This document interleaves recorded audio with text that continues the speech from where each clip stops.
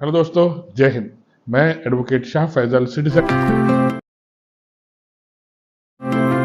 ज्योतिष क्लासेस से आज आपको बाइगेमी के बारे में बताऊंगा। दुर्विवाह क्या होता है उसके बारे में बताऊंगा और सुप्रीम कोर्ट का एक बहुत महत्वपूर्ण निर्णय वो डिस्कस करूंगा आपसे, जिसमें सुप्रीम कोर्ट ने आरोपी को बाइज्जत बरी कर दिया बाइगेमी के अपराध से, दुर्विवाह के अपराध से। वो डिस्कस करूंगा आपसे। सुप्रीम कोर्ट ने क्या क्या गाइडलाइंस जारी करी हैं इस संदर्भ में कि आरोपी को कब सजा मिलेगी और कब नहीं मिलेगी, उसके बारे में बताऊंगा। बाइगेमी कब कंप्लीट हुई मानी जाएगी, दुर्विवाह कब कंप्लीट हुआ माना जाएगा, उसके बारे में डिस्कस करूंगा। इंपॉर्टेंट वीडियो होगी जो आपके बहुत काम आएगी दोस्तों। चलिए शुरू करता हूं। देखिए, मेरी वीडियो शुरू करने से पहले हमेशा की तरह आपसे अपील, मेरी वीडियो को लाइक और सब्सक्राइब कीजिएगा दोस्तों। मुझे अच्छा लग रहा है आप मेरी वीडियो पसंद कर रहे हैं और लाइक कर रहे हैं, धन्यवाद दोस्तों। चलिए शुरू करता हूँ। देखिए, बाइगेमी क्या होता है, सबसे पहले इसे समझिए। दुर्विवाह क्या होता है?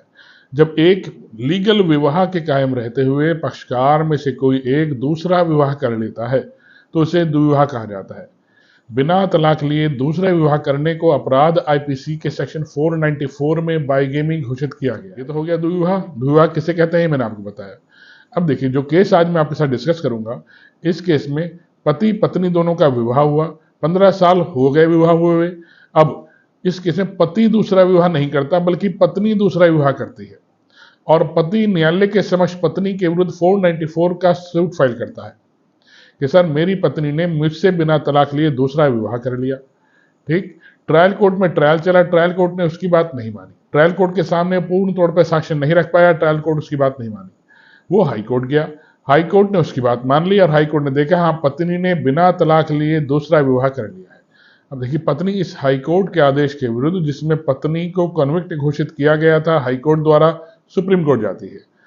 केस क्या था? Kanwal Ram versus state of Himachal Pradesh, supreme court.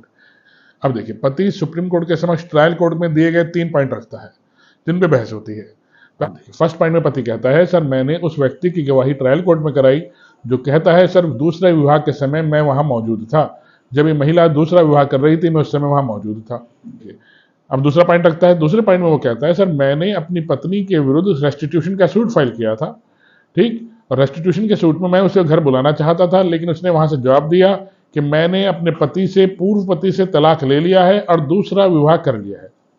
इस तरह से उसने जवाब में स्पष्ट कहा कि वो दूसरा विवाह कर चुकी है, उसने एडमिट किया है, दूसरा विवाह न्यायालय के सामने रखता है और वो कहता है, सर, जिस व्यक्ति ने मेरी पत्नी से दूसरा विवाह किया है उस व्यक्ति की गवाही कराई है मैंने, जिसने कहा है हम मेरे इस महिला के साथ फिजिकल रिलेशन बने हैं। ठीक, ये तीनों पॉइंट्स न्यायालय सामने रखता है। अब सुप्रीम कोर्ट, जो पति ने 3 पॉइंट्स न्यायालय के सामने रखे, तीनों को एनालिसिस करता है और डिसीजन देता है। पहले पॉइंट में वो कहता है, जिस गवाह की गवाही आपने कराई उस गवाह ने सिर्फ 1-2 सेरेमनी का जिक्र किया, जबकि विवाह में 7 से 8 सेरेमनीज होती हैं। उससे कई सारी सेरेमनीज पूछी जाती हैं जिसका उल्लेख वो नहीं करता, और वो पत्नी के दुर्विवाह को प्रूव नहीं कर पाता। ठीक दोस्तों, दूसरा पॉइंट देखिए।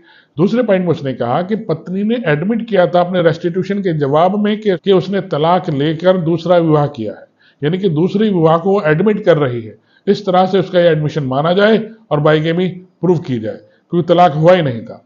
पत्नी के इस तरह से एडमिट कर लेने से भी बाइगेमी प्रूव नहीं होती। ठीक दोस्तों, सुप्रीम कोर्ट ने इस पॉइंट को भी नकार दिया। थर्ड पॉइंट में उस व्यक्ति की गवाही कराई है जिसने कहा कि मेरे इस महिला के साथ फिजिकल रिलेशन है। न्यायालय ने कहा सिर्फ फिजिकल रिलेशन होने से भी बाइगेमी प्रूव नहीं होती। अब न्यायालय ने देखिए स्पष्ट तौर पर लास्ट में कहा कि बाइगेमी क्या होती है, हम आज आपको बता रहे हैं। न्यायालय ने स्पष्ट किया कि बाइगेमी प्रूव तभी होगी जब पहले विवाह के कायम रहते हुए पक्षकार ने दूसरा विवाह कर लिया है। ठीक, और दूसरे विवाह की भी सारी सेरेमनीज की गई होंगी, तभी वो बाइगेमी प्रूव की जाएगी। अगर एक भी सेरेमनी नहीं प्रूव की जाती तो बाइगेमी नहीं माना जाएगा। सुप्रीम कोर्ट ने स्पष्ट कर दिया देखिए इस केस में। ठीक, तो सेरेमनीज मायने रखती हैं, ना कि पक्षकारों की गवाही, ना आरोपी का एडमिशन और ना फिजिकल रिलेशन। ठीक दोस्तों, आमतौर पर आपने देखा होगा पति दूसरा विवाह कर लेता है, पत्नी उसके ऊपर 494 दुर्विवाह का सूट फाइल करती है। तो इस केस की रूलिंग आप न्यायालय के समझ दिखा सकते हैं दोस्तों। ठीक दोस्तों, बाइगेमी तभी मानी जाएगी जब सेरेमनी। बाइगेमी के लिए यह भी आवश्यक है कि पहला विवाह जो किया गया था उसकी भी सारी सेरेमनीज अपनाई गई हों, यानी पहला विवाह लीगल होना चाहिए। अगर पहला विवाह लीगल नहीं होगा तो दूसरा विवाह वैलिड माना जाएगा। ठीक दोस्तों, अगर पहला विवाह वैध नहीं होगा तो पक्षकारों ने जो दूसरा विवाह किया है वो बाइगेमी का चार्ज उस पर भी नहीं लगेगा। आशा करता हूं मेरी वीडियो समझ में आई होगी दोस्तों। आइए इसे लाइक और सब्सक्राइब कीजिएगा। जय हिंद दोस्तों, धन्यवाद।